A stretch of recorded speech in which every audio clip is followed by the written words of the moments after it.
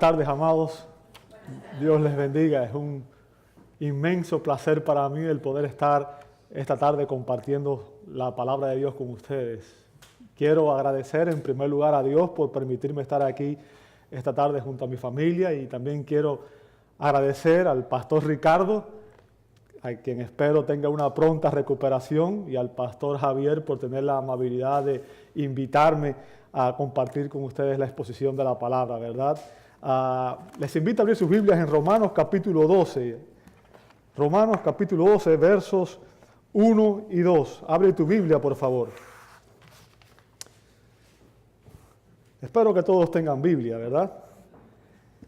Romanos 12. No sé cuántos de ustedes han leído el libro de Romanos, pero Romanos es una carta importantísima para nosotros, ¿verdad? El doctor David Martin Lloyd-Jones, que es uno de mis expositores favoritos, en su comentario afirma que Romanos es la obra maestra más grande jamás escrita. Y el doctor James Montgomery Boyce, de quien tengo entendido fue el que tuvo la idea de fundar el Seminario Reformado Latinoamericano, escribió que el autor de esta carta fue el apóstol Pablo, y que por su mano y bajo la dirección del Espíritu Santo, este fragmento de la Escritura antigua se convirtió para los cristianos en el documento más influyente jamás escrito. Fue Romano el que Dios utilizó para traer a la fe a dos grandes teólogos de la historia, San Agustín, y al gran reformador Martín Lutero. Entonces, si no han leído la carta a los romanos, yo les exhorto a que lean este precioso libro, ¿cierto? Romanos capítulo 12, versos 1 y 2. El título del mensaje en esta mañana, yo no soy muy creativo, así que simplemente utilicé una expresión del mismo texto. Sacrificios vivos. Sacrificios vivos. O sea, lo que Dios espera es que usted y yo nos presentemos ante Él como sacrificios vivos. Le voy a invitar una vez más que leamos la Escritura antes de comenzar esta mañana, ¿verdad? Así que, hermanos, os ruego por las misericordias de Dios que presentéis vuestros cuerpos en sacrificio vivo, santo, agradable a Dios, que es vuestro culto racional. No os conforméis a este siglo, sino transformaos por medio de la renovación de vuestro entendimiento, para que comprobéis cuál sea la buena voluntad de Dios, agradable y perfecta. Les invito a orar. Amado Dios, venimos ante ti, no por nuestros méritos, sino por los méritos de tu amado Hijo Jesucristo, a través de a quien te ha placido darnos salvación y vida eterna. Gracias por cada bendición que tú nos das día a día. Gracias por la bendición de poder estar en esta mañana, en este lugar, para adorarte, para exaltarte. Gracias por todo lo que tú nos das, Señor, porque todo don perfecto, toda buena dádiva proviene de ti, Señor. Y queremos agradecerte de lo más profundo de nuestros corazones. Te hemos exaltado a través del cántico, te hemos exaltado, Señor, a través de la oración, y queremos rogarte que ahora, al leer tu palabra, Señor, tú nos hables a través de ella y tú nos cambies para tu gloria. En el nombre de Jesús te lo pedimos. Amén. Amén. Y amén. En un servicio de domingo, un servicio como este, mientras los diáconos pasaban los platos de la ofrenda, una niña que estaba sentada en una de las bancas al final, tomó el plato de la ofrenda, lo puso en el piso y se paró sobre el plato de la ofrenda. El diácono le preguntó, ¿qué haces? La niña le dijo, esta mañana aprendí en la escuela dominical que debemos entregarnos por completo a Dios. Y eso es lo que yo quiero hacer en este día. Eso es lo que precisamente nos enseña Romanos capítulo 12, versos 1 y 2. Que los cristianos debemos entregarnos por completo a Dios. No debemos aguantar, no debemos restringir nada en nuestra vida, sino que debemos darnos todos nosotros como sacrificios vivos ante Dios, ¿verdad? Déjame decirte, en este pasaje de Romanos 12, 1 y 2, el apóstol nos enseña que hay 4 áreas de nuestra vida que debemos presentar ante Dios como sacrificios vivos. 4 áreas de nuestra vida que debemos presentar ante Dios como sacrificios vivos. ¿Cuáles son esas áreas? El apóstol nos enseña que para ofrecer un culto racional debemos presentar ante Dios nuestras almas, nuestros cuerpos, nuestras mentes y nuestras voluntades. Voy a explicarlo uno a uno, ¿verdad? Empieza con Romanos 12:1, dice, así que, ¿lo ve ahí en su Biblia? Así que, y sabe, nosotros a veces leemos y leemos muy rápido, no prestamos atención a los detalles. Para interpretar la Biblia bien, lo primero que tenemos que hacer es aprender a observar los detalles. ¿Ok? En la hermenéutica el primer paso se llama observación y es prestar atención a cada detalle. Así que es una conexión estructural de resultado y nos indica algo importante, nos indica que aquí ocurre una transición en el libro de Romanos, un cambio. ¿Ok? ¿A qué me refiero? Si usted lee la epístola, se va a dar cuenta que en Romanos capítulo 1 al capítulo 11, Pablo ha venido enseñando doctrinas. Lo que el cristiano necesita creer. ¿Sabe? Todas las epístolas de Pablo tienen este diseño. La primera mitad es doctrina y la segunda mitad es práctica. Es práctica. ¿Ok?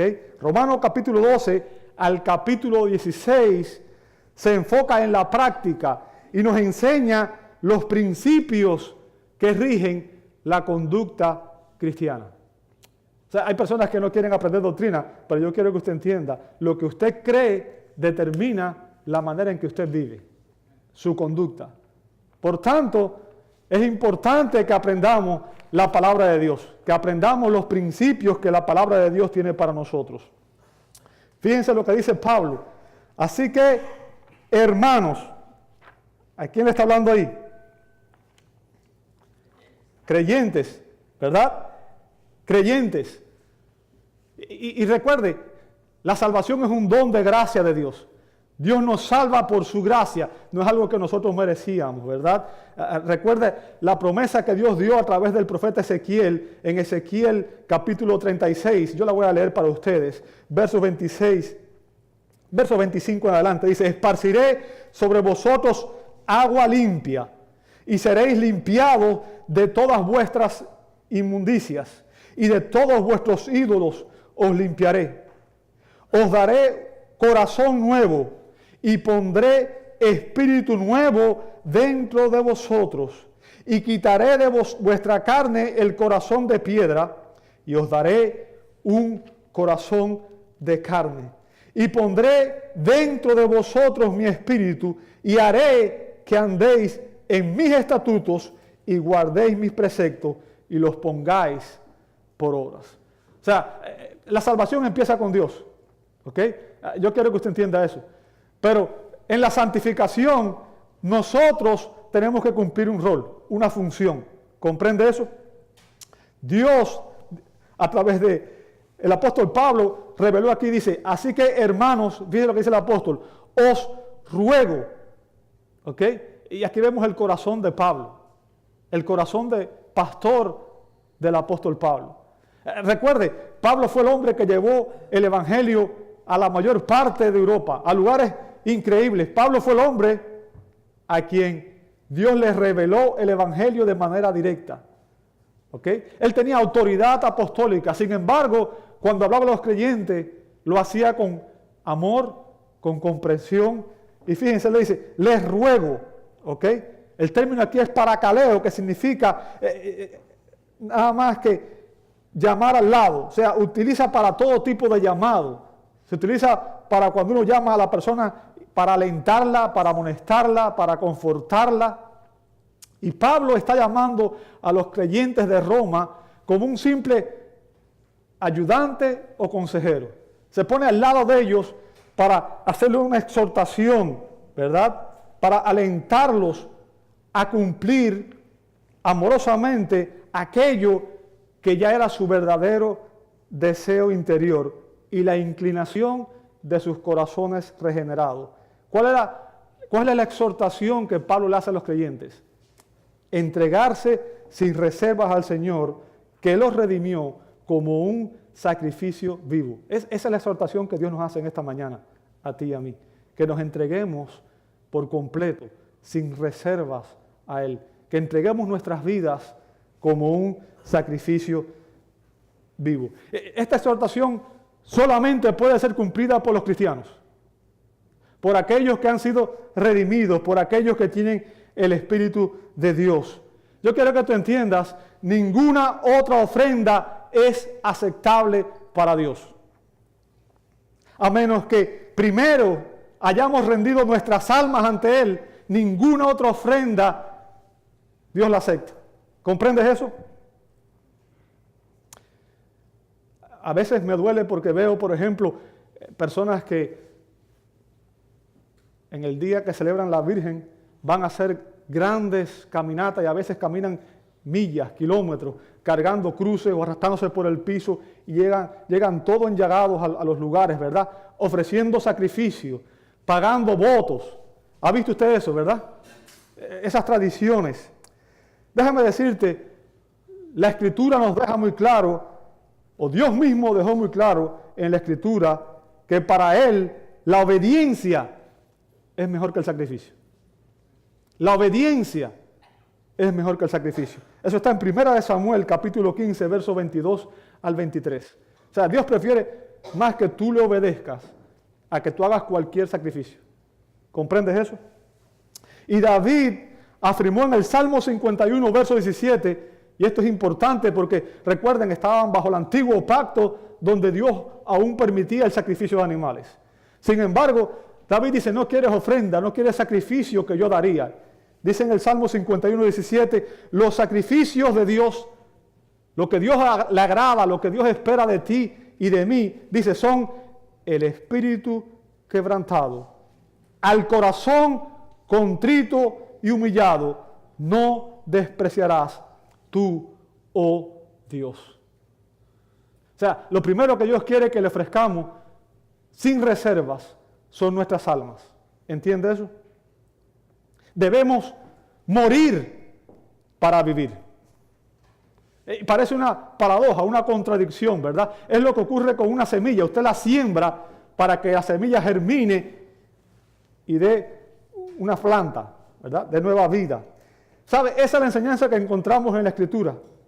Que debemos morir al yo, a la rebelión, a la independencia, para poder vivir para Dios. Jesús dijo en Lucas 9, 23 y 24, y decía a todos, si alguno quiere venir en pos de mí, fíjense lo primero que él dice, niéguese a sí mismo. ¿Qué significa? Es autonegación, no es la satisfacción. ¿Sabe? Los creyentes de hoy están buscando un Dios que cumpla todos sus caprichos. Pero Jesús dice, el que quiere ser mi discípulo tiene que empezar por negarse a sí mismo. Morir al yo, morir a sus deseos, morir a sus intereses y consagrarse a mí. Niéguese a sí mismo y después dice, tome su cruz. Mucha gente piensa que la cruz es la suegra, ¿verdad? O la esposa, o el jefe en el trabajo. Pero yo quiero que usted entienda, no se trata de nada de eso. La cruz significa estar dispuesto a morir por Cristo. Estar dispuesto a dar la vida por el Señor que nos rescató. ¿Entiende eso? La cruz es un símbolo de muerte, de sacrificio. Fue en la cruz que nuestro Señor y Salvador dio su vida por nosotros. Si alguno quiere venir en pos de mí, niéguese a sí mismo, tome su cruz cada día y sígame, porque todo el que quiera salvar su vida, la perderá, y todo el que pierda su vida por causa de mí, éste la salvará. Morir para vivir. Parece una paradoja, ¿cierto? No sé cuántos de ustedes han oído hablar de Jim Elliot. ¿Han oído hablar alguna vez de este hombre? Jim Elliot. Bueno, les animo a que busquen en YouTube la película que se llama La punta de la lanza. También hay un libro que se llama Portales de Esplendor. Es la vida de cinco misioneros americanos que en una operación que se llamaba la Operación Auca fueron a evangelizar a los indios en Ecuador, ¿verdad? La tribu Huani, algo así. Estos 5 jóvenes fueron a evangelizar a esta tribu que nunca había sido alcanzada. Yo quiero que usted entienda, a los 5 los mataron, pero en la providencia de Dios, sus esposas y sus hijos lograron alcanzar a toda la tribu para Cristo.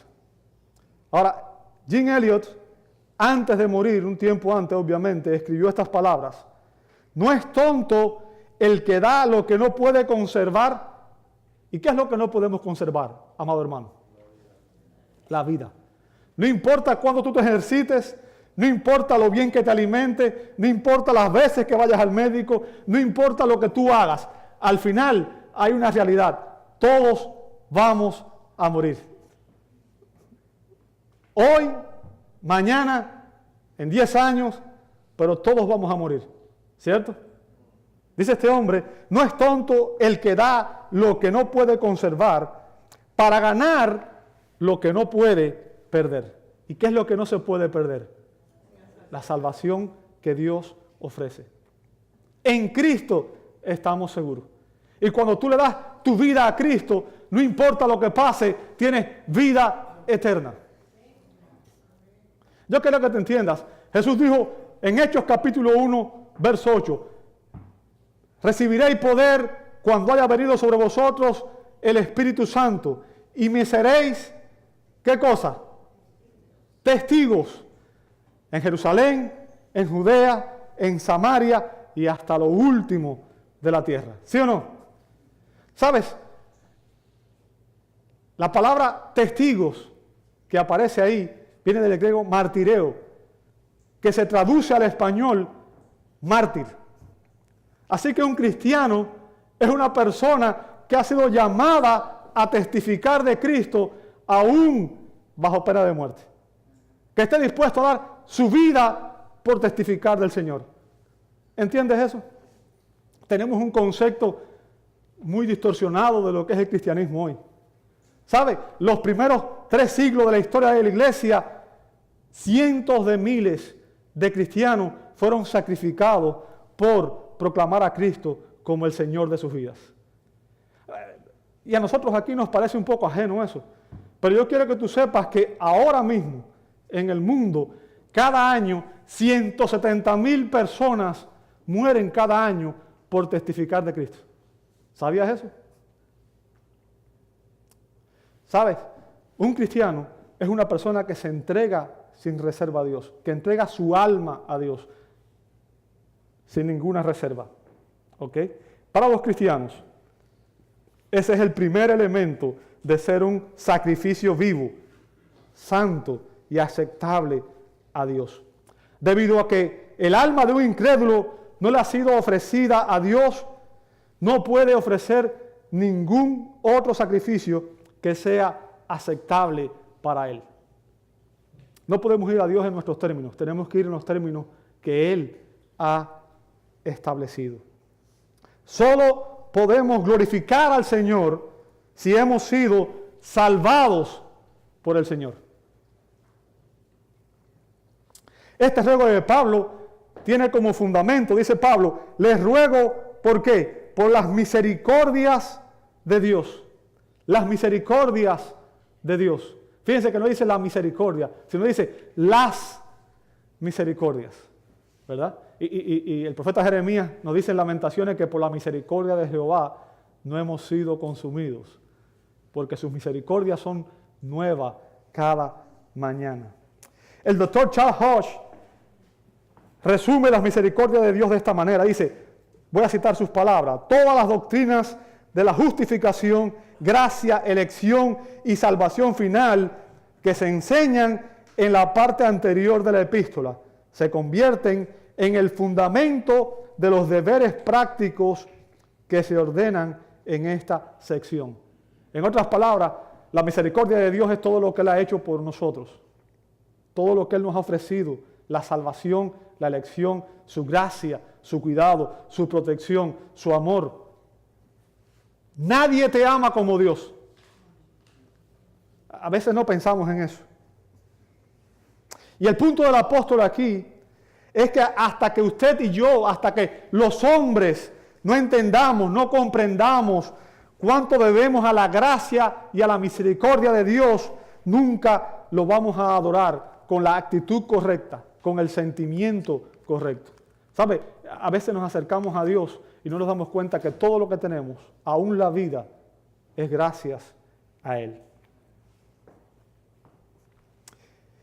Y el punto del apóstol es que ya que Dios ha hecho tanto por nosotros, la única respuesta lógica es entregarle a Él nuestras vidas,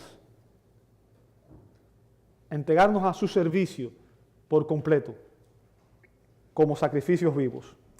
Ahora, en estos dos versos el apóstol Pablo hace un resumen perfecto de la doctrina bíblica de la santificación. ¿Okay? Y después de explicarnos que nuestras almas ya le pertenecen a Dios a través de la salvación, se nos llama específicamente a ofrecerle nuestros cuerpos. Dice el verso 1 en la segunda parte: les ruego por la misericordia de Dios que presentéis vuestros cuerpos. ¿Lo ve ahí? Ahora, el término presentar ahí, peristemi, es un término técnico que se utilizaba para ofrecer un sacrificio. Es un lenguaje del Antiguo Testamento, es un lenguaje sacerdotal. Tiene que ver con ofrecer sacrificios, ¿verdad? Y recuerde, el oficio del sacerdocio terminó cuando Cristo murió por nosotros. Pero ahora en Cristo, todos los creyentes somos sacerdotes. ¿Sabe eso, verdad? Eso es lo que dice la Escritura en 1 de Pedro, capítulo 2, verso 9, que nosotros, la iglesia, los creyentes, somos real sacerdocio. ¿Ok? Somos sacerdotes que ofrecemos sacrificios a Dios. Pero ¿cuál es el sacrificio que Dios espera de ti y de mí? ¿Qué debemos presentar sobre el altar como sacrificio? Dice Pablo, nuestros cuerpos. Presentéis vuestros cuerpos. ¿Sabe? Y el término cuerpo utilizado aquí, soma, se usa como una ilustración para referirse al hombre completo. ¿Okay? Cada uno de estos elementos está interrelacionado. Porque recuerde, aun cuando a veces hablamos del alma, o del cuerpo, o de la mente, al final de cuentas somos una persona. Y todo está relacionado, ¿sí o no? Y cuando Pablo dice, entreguen sus cuerpos, está diciendo que todo tú, todo yo, debe ser entregado a Dios. Debemos entregarnos completamente a Dios sin reserva. ¿Cuál es el punto del apóstol? ¿Sabe? Los miembros de nuestro cuerpo son los instrumentos por medio de los cuales llevamos a cabo nuestros propósitos. O sea, todo lo que usted hace lo hace a través del cuerpo, ¿sí o no? Bueno, exceptuando pensar, que nada más tiene que usar su mente. Pero el resto de las cosas, usted necesita sus manos, sus pies, para llevarlo a cabo, ¿cierto?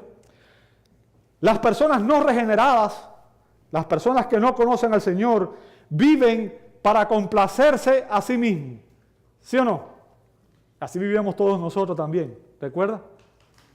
Para complacerse a sí misma, para su propia gloria, y utilizan sus cuerpos para los placeres y los propósitos pecaminosos.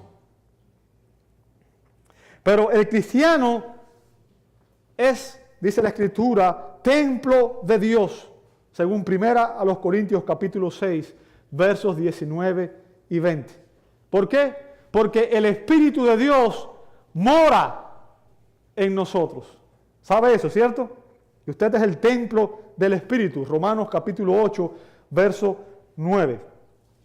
Y por lo tanto, debemos usar nuestros cuerpos como instrumentos de justicia, dice el apóstol Pablo en Romanos capítulo 6, verso 11. Debemos exaltar a Cristo a través de nuestros cuerpos. Dice Filipenses capítulo 1, versos 20 y 21. Dice la Escritura que todo lo que hacemos, sea comer, beber o cualquier cosa que hagamos, debemos hacerlo todo ¿para qué? Para la gloria de Dios. Ahora, ¿cómo debemos presentar nuestros cuerpos? Dice el apóstol que debemos presentarlo en sacrificio vivo, santo, agradable a Dios. ¿A qué se refiere el apóstol? Bueno, bajo el antiguo pacto, Dios aceptaba el sacrificio de animales. ¿Sabe eso, verdad? Y Pablo utiliza esta metáfora para enseñarnos importantes verdades referente a la vida cristiana. En la antigua dispensación, el pecador debía llevar un cordero al sacerdote y colocar sus manos sobre la cabeza del animal confesando sus pecados, lo cual simbolizaba que sus pecados eran transferidos sobre aquel animal. Y entonces el sacerdote sacrificaba al animal en una sustitución por el pecador. O sea, ese animal ocupaba el lugar del pecador. Eso nos recuerda algo, ¿verdad? Nos recuerda lo que dice Romanos 6:23, que la paga del pecado es ¿qué cosa? O sea, en el Antiguo Testamento ese animal era ofrecido en lugar del pecador para no quitarle la vida al pecador. ¿Ok? Pero debido al sacrificio final de Jesucristo, quien es el Cordero de Dios que quita el pecado del mundo, como dijo Juan el Bautista en Juan capítulo 1, verso 29 y el verso 36, los sacrificios de animales ya no tienen ningún valor hoy. ¿Ok? Eso es lo que dice el autor de Hebreos capítulo 9, versos 11 y 12. Los animales ya no tienen ningún valor hoy. Bajo el nuevo pacto, en la economía del Nuevo Testamento, hay un nuevo tipo de sacrificio y es un sacrificio vivo, no es un sacrificio muerto. ¿Ok? No es un animal el que debe ser ofrecido. Somos tú y yo los que debemos presentarnos ante el altar de Dios como sacrificios vivos. ¿Sabe? Ese es el acto esencial y supremo de adoración. El acto esencial y supremo de adoración. Todos los pecados de aquellos que están en Cristo fueron expiados en la cruz del Calvario. No hay nada que tú puedas hacer al respecto. Ya lo hizo todo. Consumado es. En su muerte, Él pagó por todos los pecados de todos aquellos que iban a creer en Él. Aquellos que por la fe aceptarían su sacrificio. Y la única adoración aceptable, lo único que Dios espera de ti y de mí, es que nosotros ofrezcamos nuestras vidas a Él como un sacrificio vivo. Eso es lo que dice la Escritura en 2 Corintios capítulo 5, verso 15. Dice, y por todos murió, recuerde, todos los creyentes. ¿Ok?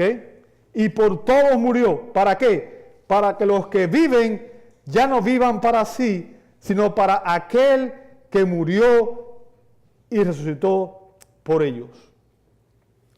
¿Sabe? El gran teólogo Juan Calvino afirmó, somos redimidos por el Señor con el propósito de consagrarnos a nosotros y a todos nuestros miembros. Al llamarlos vivos, Él insinúa que somos sacrificados al Señor por este fin, que nuestra vida anterior sea destruida en nosotros y que podamos ser resucitados a una nueva vida. Muertos a la vieja vida, resucitados a una nueva vida. Debemos recordar que nuestras almas fueron regeneradas en la salvación, pero que nuestros cuerpos lo serán en la glorificación.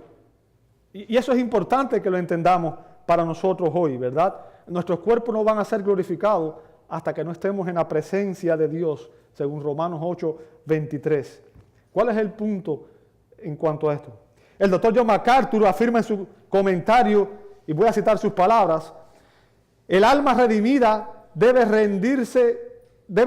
residir en un cuerpo de carne que sigue siendo la cabeza de playa del pecado. un lugar que puede darse fácilmente a pensamientos y anhelos impíos. Es en esa poderosa fuerza dentro de nuestros cuerpos mortales la que nos tienta y nos seduce para hacer el mal. Cuando sucumben a los impulsos de la mente carnal, nuestros cuerpos mortales vuelven a ser instrumentos de pecado e injusticia. ¿A qué se refiere aquí? Se refiere a la batalla interior que tiene el cristiano. ¿Recuerda lo que dijo Pablo en Romanos? Porque lo que hago no lo entiendo, porque a veces no hago lo que sé que es bueno, sino lo que no quiero. Hay una batalla entre nuestra alma regenerada y nuestro cuerpo, ¿verdad? Nuestro cuerpo no redimido. Pero bajo el control de Dios, nuestros cuerpos no redimidos pueden y deben convertirse en instrumentos de justicia y de rectitud. Y Pablo nos recuerda que además de presentar nuestros cuerpos en sacrificio vivo, también debe ser un sacrificio santo. Santo. El término que usa es hagios, que significa separado. ¿Ok? En la Escritura, en su sentido moral y espiritual, significa separado del pecado y por lo tanto consagrado a Dios. Sagrado. Eso es lo que significa. Separado del pecado y consagrado a Dios. ¿Sabe? Bajo el antiguo pacto, los animales que iban a ser sacrificados debían ser sin manchas y sin defecto. ¿Por qué razón? Esa pureza física simbolizaba la pureza espiritual y moral que Dios requería del que ofrecía el sacrificio. ¿Comprende lo que estoy diciendo? ¿Sabe? La Biblia dice que Dios está formando un pueblo santo, sin manchas, sin defectos. ¿Ok? El hecho de que los animales no podían tener defectos estaba simbolizando la pureza espiritual y moral que Dios requiere de su pueblo. Que debemos acercarnos a Dios, como dice el Salmo 24:4, con manos limpias y un corazón puro. La ofrenda del cuerpo de un cristiano no solo debe ser un sacrificio vivo, sino también debe ser un sacrificio santo. Solo la entrega de lo mejor de nosotros es aceptable para Dios. En otras palabras, Dios no va a aceptar a una persona que entregue su vida a la mitad. Hay personas que quieren ser cristianos, pero quieren vivir en el mundo. Eso no es algo aceptable para Dios. ¿Ok? Como afirma también el doctor Juan Calvino, y voy a citar nuevamente sus palabras, por esta razón debemos ser santos, porque es una indignidad de la santidad de Dios que algo que primero no haya sido consagrado sea ofrecido a Él. Se deduce que la santidad debe practicarse a través de la vida y que somos culpables de una especie de sacrilegio cuando recaemos en la inmundicia, ya que no es otra cosa que profanar lo que se ha consagrado. Tu cuerpo debe estar consagrado a Dios.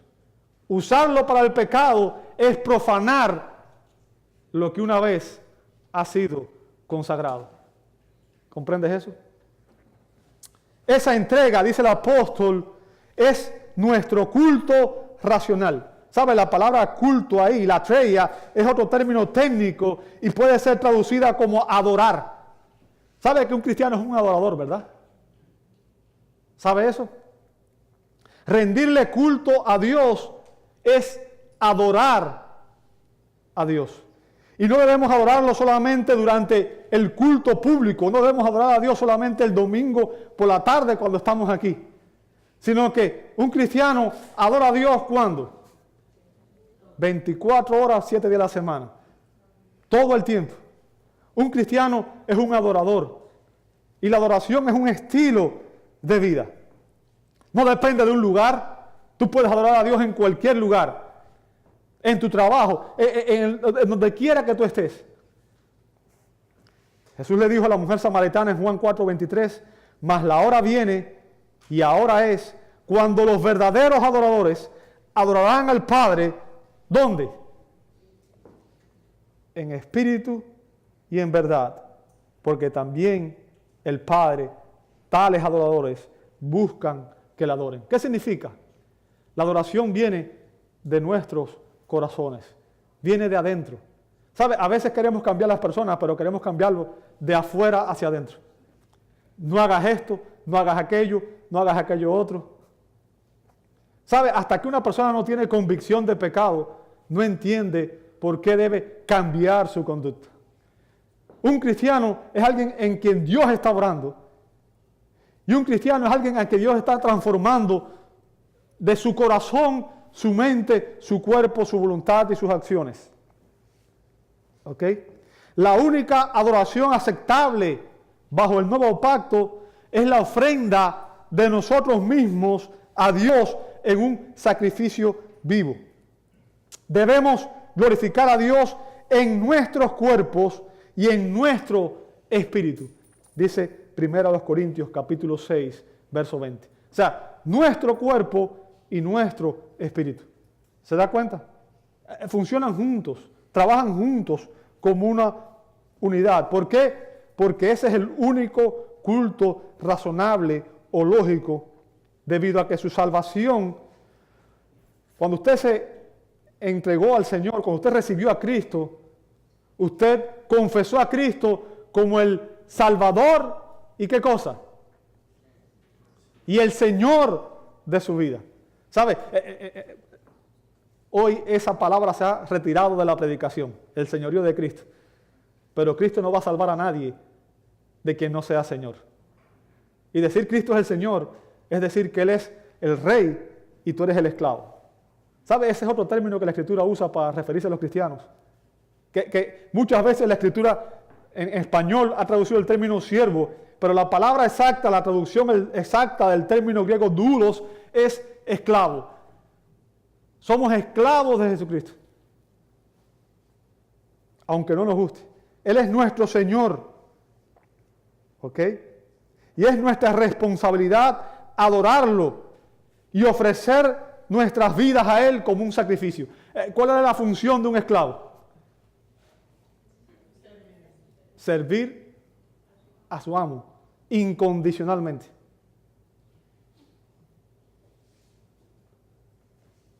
Tú y yo somos llamados a servir a nuestro Señor incondicionalmente. Ahora, además de ofrecer nuestros cuerpos en sacrificio vivo, también debemos ofrecerle nuestras mentes.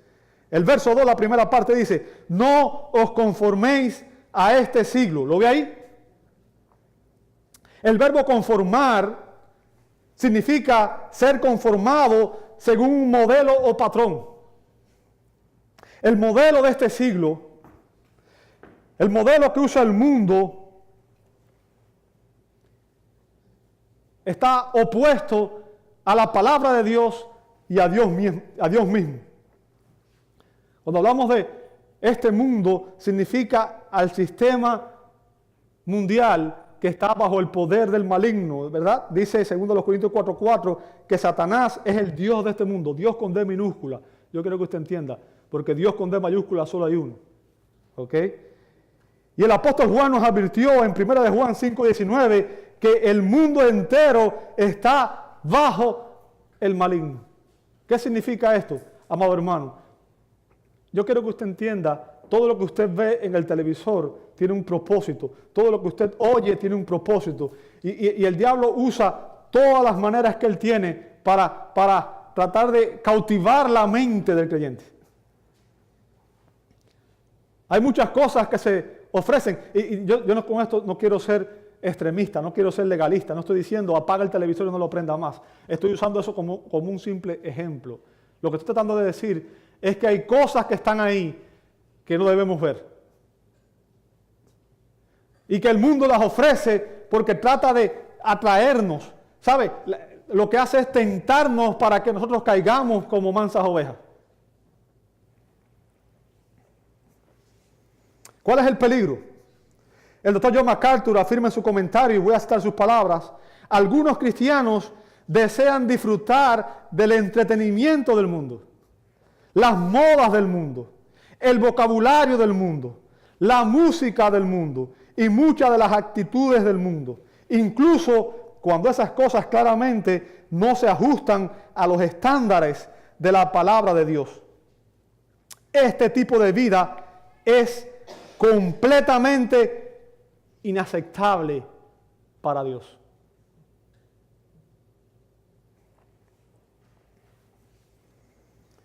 Lo que Pablo está diciéndonos aquí, amado hermano, en esta tarde, es que no debemos conformarnos a la cosmovisión del mundo, a la manera de pensar que tiene el mundo, porque es opuesta a Dios y opuesta a su palabra. O sea, el mandato es negativo. No se conformen, no caigan en el patrón de vida que viven el resto de las personas. Es lo que está diciendo. ¿Comprende eso? No imite lo que ellos hacen. Después nos da un mandato positivo. Dice, sino transformaos. ¿Lo ve ahí? El término que usa es metamorfo, de donde viene la palabra en español metamorfosis. ¿Sabe lo que es una metamorfosis, verdad? Es una transformación, es un cambio, ¿ok? Un cambio de forma, ¿bien? Pero es más que un cambio de forma. ¿Sabe? En español, la idea esencial de la palabra es simplemente externo. Es un cambio de forma, ¿ok? No sé cuántos han visto. Usted ve las mariposas, son preciosas, ¿cierto?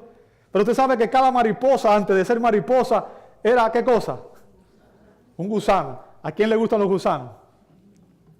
A la mayoría les gustan las mariposas, pero a muy pocos les gustan los gusanos, ¿cierto? Nos parecen hasta asquerosos a veces. ¿Okay? Pero ¿qué ocurrió en ese gusano? Ocurrió una metamorfosis, un cambio que transformó algo tan feo y lo convirtió en algo precioso. Y ¿sabe? La mariposa no solamente cambió en su apariencia externa. Recuerda, el gusano ¿qué hace? Se arrastra. La mariposa vuela. Y la pregunta es, ¿quién le enseñó a volar a la mariposa? ¿Qué ocurrió? La metamorfosis no fue solo en su apariencia física, sino también fue en su ser. Y lo que Pablo está diciendo aquí es que Dios nos ha cambiado de adentro hacia afuera. Está haciendo una metamorfosis en ti y en mí para que no seamos igual que éramos antes. El verbo griego indica un cambio total de adentro hacia afuera. Y el tiempo es un presente continuo, lo que indica que esto es un proceso que describe la gloriosa transformación que está obrando Dios en los creyentes, quienes estamos siendo transformados, dice la Escritura en 2 Corintios 3:18, somos transformados de gloria en la misma imagen de Jesucristo. ¿Sabe? Dios nos está transformando a la imagen de su Hijo, con todas sus excelencias morales. Y esta transformación es llevada a cabo por el Espíritu Santo. Ahora, ¿cómo obra el Espíritu Santo esta transformación? Dice, sed transformado por medio de la renovación de vuestro, ¿qué cosa? ¿A qué se refiere con el entendimiento? Nuestra mente. Nuestra mente. ¿Sabe? Nuestra mente es el centro de control de nuestras actitudes, de nuestros pensamientos y de nuestros sentimientos, que hayan su expresión en el carácter y la conducta. O sea, lo que usted piensa es lo que usted vive. Lo que usted cree es como usted se conduce. ¿Ok? El pensamiento controla las acciones. Eso fue lo que dijo el autor de Proverbios. Proverbios 23:7 dice, porque cual es su pensamiento en su corazón, tal es él. Al final, no importa lo que digamos, lo que creemos determina cómo vivimos. Y el medio que el Espíritu Santo emplea para transformar nuestras mentes, ¿sabe cuál es? Es la palabra de Dios. El salmista en el Salmo 119:11 dice, en mi corazón he guardado tus dichos. ¿Para qué? Para no pecar contra ti. Mientras más cabida tiene la palabra de Dios en nuestros corazones. Jesús dijo, santifícalos en la verdad. ¿Qué cosa? Juan 17:17. Tu palabra es verdad. ¿Sabe? A los cristianos se nos exhorta a que permitamos, en Colosenses 3:16, que la palabra de Cristo more en abundancia en nosotros. Que seamos llenos de la palabra. A medida que pasas tiempo meditando en la palabra de Dios, memorizándola y convirtiéndola en parte de tu ser interior, Dios gradualmente hará que tu mente sea más espiritual. Si usted lee 1 Corintios 2, 15 al 16, dice, en cambio el espiritual juzga todas las cosas, pero él no es juzgado de nadie, porque ¿quién conoció la mente del Señor? ¿Quién le instruirá? Y después note lo que dice, mas nosotros tenemos, ¿qué cosa? La mente de Cristo. La mente de Cristo. ¿Qué significa? Nuestra mente debe estar saturada de su palabra y debemos estar llenos de esa palabra. Además de ofrecerle nuestras mentes en sacrificio y finalmente debemos ofrecerle nuestras voluntades. Dice la segunda parte del verso 2, para que comprobéis cuál sea la buena voluntad de Dios, agradable y perfecta. Un corazón regenerado, una mente transformada, produce una voluntad transformada, sujeta a la voluntad de precepto de Dios y dispuesta a abandonar nuestros propios intereses, nuestras propias actitudes, nuestros propios deseos, nuestros propios planes y aceptar los planes de Dios. ¿Sabe? Lamentablemente muchas veces los cristianos hemos perdido el rumbo y a veces emprendemos una cosa y decimos, Dios bendice lo que yo quiero hacer. Eso es un error. Debería ser, Señor, dime lo que tú quieres que yo haga.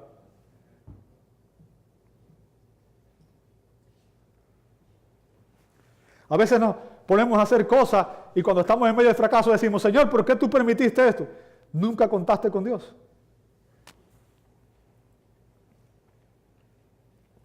Solo mediante tal renovación,